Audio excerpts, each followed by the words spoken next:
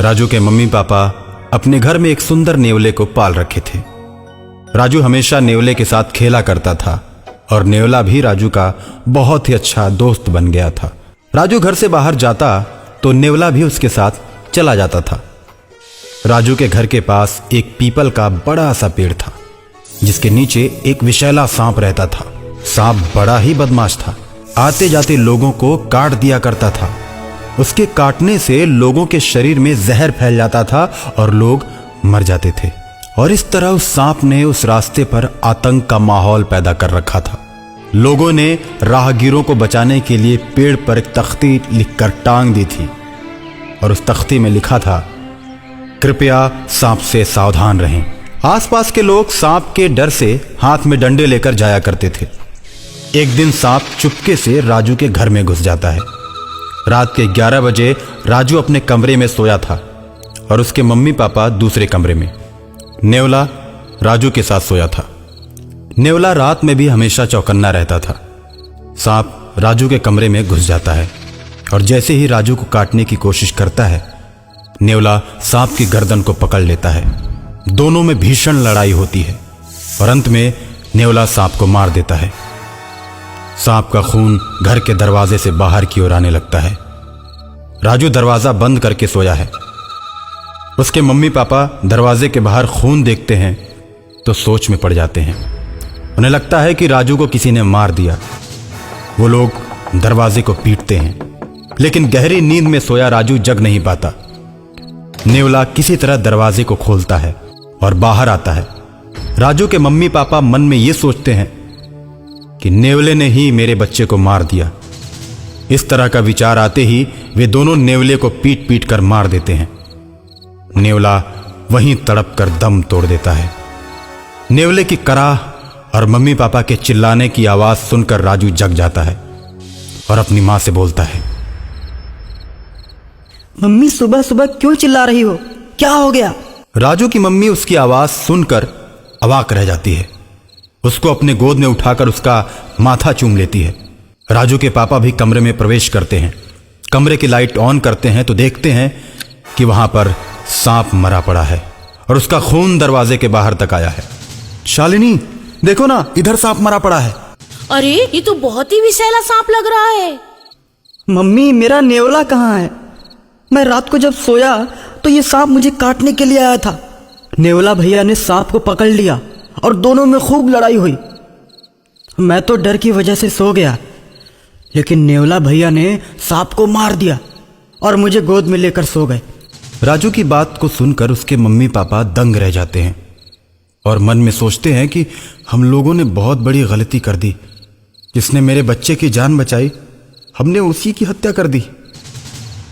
और मरे हुए नेवले को देखकर राजू रोने लगता है। किसने मारा मेरे दोस्त नेवले को? किसने मारा?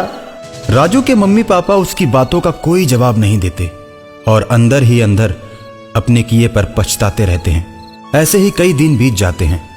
राजू हमेशा नेवले के बारे में सोचता रहता है। रास्ते में अक्सर ही दोस्तों से अपने नेवले के बारे में बात किया करता था। अकाल मृत्यु के चलते नेवला और सांप दोनों प्रेत आत्माएं बन जाते हैं। नेवले की आत्मा हमेशा राजू के इर्द गिर्द घूमती रहती है और एक दिन रात को राजू के पास नेवले की आत्मा प्रकट होती है और राजू से कहती है, तुम्हारे मम्मी पापा ने मुझे पीट पीट कर मार डाला। इस बात का मुझे बड़ा ही दुख है।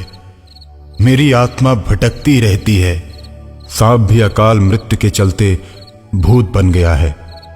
वो तुम पर हमला कर सकता है, लेकिन तुम मेरे अच्छे दोस्त हो, इसलिए मैं उससे तुमको बचाने के लिए हमेशा तुम्हारे साथ ही रहता हूं। राजू नेवले की आत्मा से प्रेम करने लगता है और नेवले की बात सुनकर मम्मी पापा से रूठ जाता है।